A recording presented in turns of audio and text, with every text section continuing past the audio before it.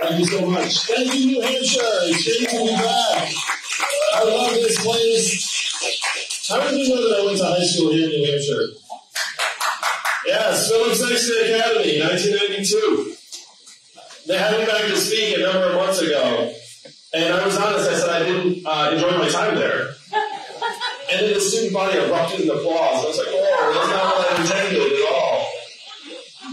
So I grew up here in New Hampshire, came of age. I've been campaigning for a number of months, and Ray Buckley was one of the first people that greeted me here in New Hampshire. And Ray gave me some guidance and advice that I took very, very seriously. He said, Andrew, I asked him, I said, hey, I'm running for president. What should I know? Because I figured Ray's seen everybody for the last number of years. And what Ray said to me, he said, Andrew, people can tell if you're having a good time. And if you're having a good time, it's really, really positive. And if you're not having a good time, then it's a drag. So try and enjoy yourself.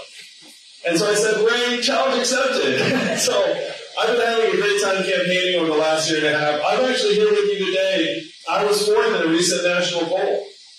I went from Ray Buckley's office to fourth over the last number of months. So after I went to high school at Phillips Exeter, went to college at Brown, went to law school, was an unhappy lawyer for 5 whole months. And then I left to start a business. How many of you have started a business or organization or a mailing list or club? So if you have your hand up, you know 2 things. One, it's much harder than anyone gives you credit. And number 2, when someone asks you how it's going, what do you have to say? Great. It's going great. It's always going great. So my business went great until it flopped. That's midi rise and maximum fall. My parents told people I was still a lawyer. But I've been bitten by the bug, and I said, okay, I want to try and get better at building a business. So I worked at another company in the healthcare space, and then another, and then I became the head of an education company that grew to become #1 in the United States and was bought by a bigger company in 2009. Now, 2009 was a very tough time in most of the country. How was it in this part of New Hampshire? Can you guys believe that the financial crisis was 10 years ago? I can't believe that, 11 years ago. So it was a very tough time in a lot of the country, and I thought I had some insight as to how it had happened. That all of the wannabe whiz kids from Exeter and Brown and Columbia I'd gone to school with had gone to Wall Street and created these financial instruments and derivatives and these mortgage-backed securities. And I said, what a train wreck. That's killing us now. It's going to kill us in the future. So I thought, well, what would you want young people to do if you had a magic wand? And the vision I had was that they should move to places like Detroit, Cleveland, St. Louis, Baltimore, Birmingham, and create new jobs. So I quit my job. I donated some money to start a new nonprofit called Venture for America. And then I started calling rich friends with this question: do you love America? Then the smart among them said, what does it mean if I say yes? And I said, at least $10,000. So raised a couple $100,000, grew and grew to the millions, helped create several thousand jobs around the country, was honored by the Obama administration. But I had this sinking feeling while I was traveling the country that for every job I was helping create, we were losing tens or hundreds of jobs to these macroeconomic trends. And then Donald Trump became our president in 2016. Now, this is a gathering of some of the most passionate, dedicated Democrats in the country, so I'm sure you reacted the same way I reacted, which was how? Disbelief, shock, tears. The fact is, though, you all have friends and family members and neighbors who had the opposite reaction. When Trump won, they were rejoicing. The big question that you all have to help the country answer is, why did Donald Trump win in 2016? If you turned on cable news today, why would you think he's our president today? Go ahead, shout it out. Grievance politics. Twitter. Russia. Facebook. FBI. Hillary Clinton. Fear. Emails. All together in some kind of toxic brew. Right? That's like pretty much the explanation we've been offering. But I'm a numbers guy, and the numbers tell a very clear and distinct story. The reason why Donald Trump is our president today is that we automated away 4 million manufacturing jobs in Michigan, Ohio, Pennsylvania, Wisconsin, Missouri, Iowa. You all have the same thing happen in the northern part of the state. You all lost 30,000 manufacturing jobs over the last number of years. That wave then hit the Midwest, And there's a straight line up between the adoption of industrial automation in a voting area and the movement to Trump. If you get rid of a manufacturing plant in a town, the jobs go away and then blue goes to red. That's the pattern. And what happened to those manufacturing jobs is now happening to retail jobs, call center jobs, and other jobs in the economy. How many of you have noticed stores closing where you live here in New Hampshire? And why are those stores closing? One word answer. Amazon. That's right. Amazon's talking about $20 billion in business every single year. How much did Amazon pay in taxes last year? Zero. That is your math, New Hampshire. 20 billion out, zero back. Meanwhile, being a retail clerk or cashier is the most common job in most of the country. The average retail worker is a 39-year-old woman making between $9 and $10 an hour. What does she do when her store closes? When you call the customer service line at a big company and you get the software, a bot, you do the same thing I do, which is you pound 000 and say human, so you get something on the line, right? Raise your hand if that's what you do. In 2 or 3 short years, the software is going to sound like this. Hey, Andrew, how's it going? What can I do for you? It's going to be fast, seamless, delightful. You may not even realize it's software. What is that going to mean for the 2.5 million Americans who work at call centers right now making $14 an hour? How many of you know a truck driver here in the state?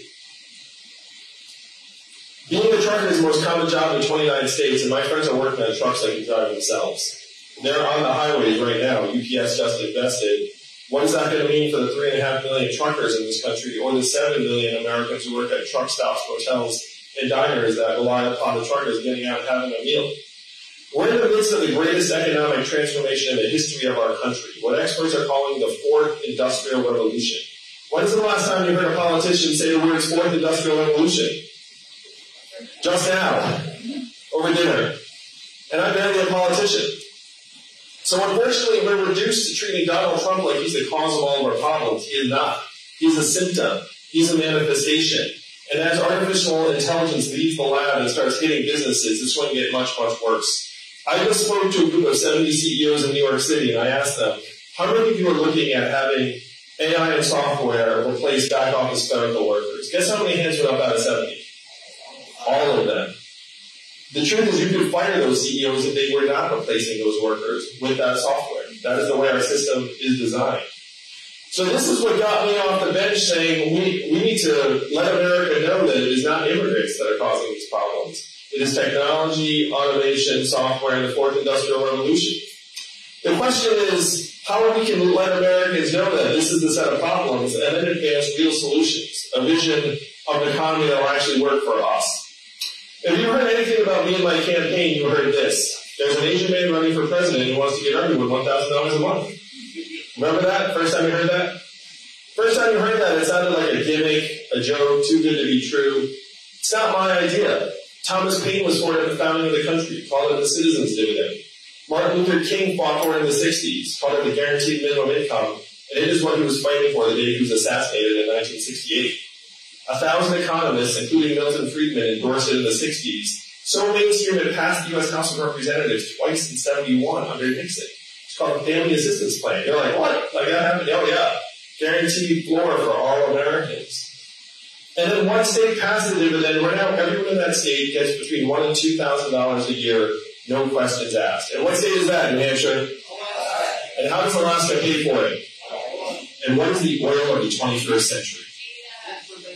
Information, AI, software, self-driving cars and trucks, technology. How many of you saw the study that said that our data is now worth more than oil? Raise your hand if you saw that. Keep your hand up if you got your data check in the mail. Where did the data check go? Did it get lost?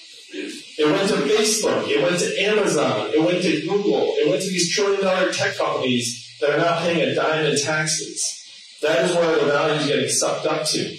So this is the challenge that we have to address. You all have to address, because you all are the most powerful people in this country right now. It does not feel like it because you're just here having your dinner. But the reason why presidential candidates, raise your hand and show us how many presidential candidates have you already seen this cycle. So this would be 5, this would be 9, that's 3, 2, 5, 5, 6, 10, or 8. So why is that? Why are all of us parading through here for your votes? Do you know how many Californians each of you is worth? 1,000 Californians each. You look at this room and maybe 120 people here, that's 120,000 Californians. That's like 3 football stadiums. You all are some of the most powerful people in the country, and if you take a vision to the rest of the country, it spreads like wildfire. That's the magic of this place. Only in New Hampshire, this is the only place where democracy still works the way it's intended. The rest of the country looks up, they see the pipes clogged with money, hundreds of millions of dollars of lobbyist cash, and they say that vote does not matter. And they are generally correct. But here it does matter. You're all superpowered. You're all worth 1,000 voters to help clean the pipes. And that is it's not just that our economy's turning on us in fundamental ways. We actually have the wrong measurements. How many of you were excited about GDP when you woke up this morning? How many of you were like, I'm going to make a really big contribution today? I'm going to feel it. It's ridiculous, of course. And you don't need to look any further than my family. My wife is at home with our 2 boys right now, one of whom is autistic. How much does her work count at GDP every year?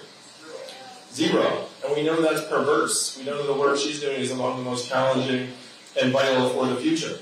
So if GDP is going up and our life expectancy is going down, which is true, are the measurements wrong or are we wrong? To me, the measurements are 100 years old and we have to modernize them. So if GDP doesn't get us excited, what would actually make you happy if it got better in your town here in New Hampshire? Quality of life. So give me something a little more specific. A new governor. Let's beat Sununu. Let's veto Sununu. That'll make you happy. Put Sununu out. Of course, there's not even a government measurement for that. Income and affordability, right? Like right now, 78% of Americans are living paycheck to paycheck. Almost half can't afford an unexpected $400 bill. How about mental health and freedom from substance abuse? How about childhood success rates? Clean air and clean water? Health and life expectancy? Proportion of Americans who can retire with dignity and aren't working until the day they die? These are the measurements that would actually tell us how we are doing. And as your president, I will update GDP to these 21st century measurements. And this is how we're going to make progress in the days ahead. Donald Trump's our president in part because he got some of the problems right. He said he was going to make America great again, and what did Hillary Clinton say in response? America's already great. That did not work. We have to acknowledge the depth and severity of the problems, but his solutions were the opposite of what we need. His solutions were, we're going to build a wall, we're going to turn the clock back, we're going to bring the old jobs back. We have to do the opposite of all of these things in New Hampshire. We have to turn the clock forward. We have to accelerate our economy and society as quickly as possible. We have to evolve in the way we think about work and value. And I'm the ideal candidate for that job because the opposite of Donald Trump is an Asian man who likes math. Thank you all very much, New Hampshire. Thank you all, Democrats. Love you all. Let's make America think harder and win the whole thing in 2020. Thank you very much. Thank you for watching. We hope you enjoyed. And before we go, I want to give a huge thank you to all of our God tier patrons over on Patreon. We have to start thinking much, much bigger about what we can get done. Where's the money? Where's the money? We have the money. Where's the money? Where's the money? We have the money.